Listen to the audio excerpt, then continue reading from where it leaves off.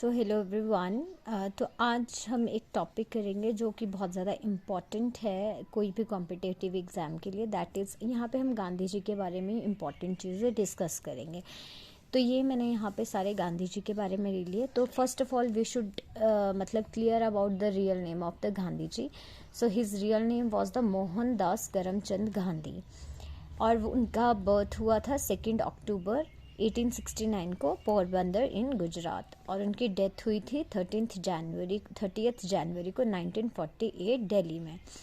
और उन्हें मतलब उनका मर्डर हुआ था, नाथुराम जो गोडसे थे उन्होंने उन्हें शूट किया था। और इसके बाद आते हैं हम अबाउट द गांधी जी, उनकी स्टडीज़ के बारे में। जैसे गांधी जी ने इंडिया लेफ्ट किया था and he went Africa for the study और द वर्क। सो स्टडी के लिए वो कब गए? मई 24, 1893। और प्लेस का नाम क्या था? Durban, that is in the South Africa. और वहाँ पे कितने सालों के लिए रहे? So he stayed there for the 21 years and after that he left the Africa in 1914, 19 July. तो आप 1919 से भी चीज़ें याद रख सकते हैं। तो आप यहाँ पे ये चीज़ आपने याद रखनी है कि अफ्रीका तो उन्होंने 1914 में छोड़ दिया था, लेकिन वो इंडिया 1950 में पहुँचे थे 9 जनवरी को। ठीक है। सो जो ये है, this is very important date कि गांधी जी इस दिन इंडिया में पहुँचे थे। और दिस 9 जनवरी 1915 इज़ मतलब सेलिब्रेटेड एज अ प्रवासी डे इन इंडिया।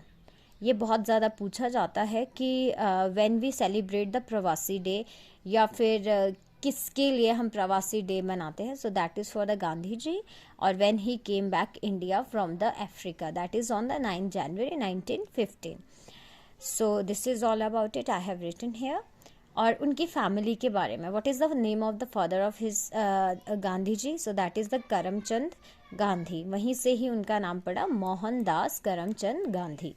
तो उनके फादर का नाम था करमचंद गांधी और मदर का नाम था पुतलीबाई गांधी, और जो वाइफ है उनका नाम था Kasturba Gandhi. And he had 4 children and मतलब they were only the son. After that what is the other name? जैसे गांधी जी को गांधी जी बोला जाता था, the father of the nation बोला जाता था, हिंदी में उन्हें बापू बोलते थे। तो वो कब उन्हें नाम दिए गए और किसने दिए? सो जो बापू उन्हें कहा गया, मतलब फादर ऑफ द नेशन, ये उन्हें सुभाष चंद्र बोस ने कहा था 1944 में। और महात्मा गांधी को महात्मा नाम दिया था रविंद्रनाथ टैगोर ने 1915 में, जब वो वापस आए थे from the Africa. So this is very important. Who gave the name Bapu or father of nation to the Gandhi ji? So that is the Subhash Chandra Bose in 1944. Because बहुत सारे movements उन्होंने कर दिए थे तब तक India की freedom के लिए. That is why. और महात्मा the title gave to him by the Rabindranath Tagore in 1915. और इसके बाद आती है बात, who is the guru of Mahatma Gandhi? सो गोपाल कृष्ण गोखले। कई बार हम इसमें कंफ्यूज हो जाते हैं नाथुराम गोडसे और गोपाल कृष्ण गोखले। तो जो नाथुराम गोडसे हैं, he is the murder person of the Gandhi ji, और यहाँ पे Gopal Krishna is the guru of Gandhi ji. और अब आते हैं हम यहाँ पे movements taken by led by the Mahatma Gandhi. और आपने ये ध्यान रखना है, जो ये मूवमेंट्स है they all are known as the Swaraj movements taken by the Gandhi ji. So सबसे पहला जो मूवमेंट है गांधी जी का, that was the Champaran movement. So ये हमारा फार्मर प्रोटेस्टिंग के लिए था और फार्मर्स की पोजीशन को ठीक करने के लिए था, और it took place in the Bihar. और इसके बाद आता है Kheda movement, that was held in the 1918 to support the farmers. तो ये भी अगेन फार्मर्स के सपोर्ट के लिए था, और ये खेड़ा डिस्ट्रिक्ट में गुजरात में हुआ था। And then Khilafat movement, that is in the 1920, aim to protect against British policies. So Khilafat से ही, मतलब जो ब्रिटिश पॉलिसी थी उनके खिलाफ था ये, तो that is known as the Khilafat movement. तो एक्चुअली जो ये हमारा खिलाफत मूवमेंट है ना, इसकी शुरुआत एक्चुअली गांधी जी ने नहीं की थी। It was started by the Ali brothers, Mohammad Ali and Shaukat Ali in Mumbai. But फिर बाद में इस पे मतलब गांधी जी ने भी इनका साथ दिया था, तो ये गांधी जी के अंडर माना गया खिलाफत मूवमेंट। और इसके बाद आता है नॉन कॉपरेशन मूवमेंट। सो जो हमारा नॉन कॉपरेशन मूवमेंट है, ये मैंने यहाँ लिखा, ये स्पेस कम हो गया था, so I have written here non cooperation movement aim was to boycotting the British rule and education etcetera.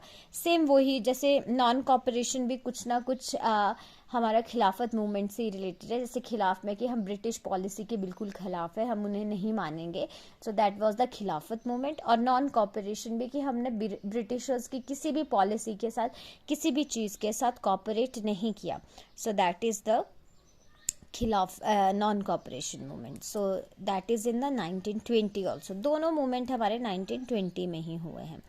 इसके बाद आता है civil disobedience movement. So that is in the 1930, refuse to obey the demand और commands of the Britishers. So this is the obviously हमारा obedience कब है, जब हम किसी के कमांड को या कुछ भी कहा है उसको मानेंगे, तो ऑब्वियसली डिसिप्लिन। अगर नहीं मानेंगे तो क्या हो जाएगा, डिसिप्लिन नहीं रहेगा। तो यहाँ पे civil disobedience movement. So that is in the 1930। उसके बाद है quit India movement. So quit India movement आपको पता है, demanding of ending rule of the British in India and launched at Bombay. और इसका मेन स्लोगन था do or die. So this is all about it, ठीक है।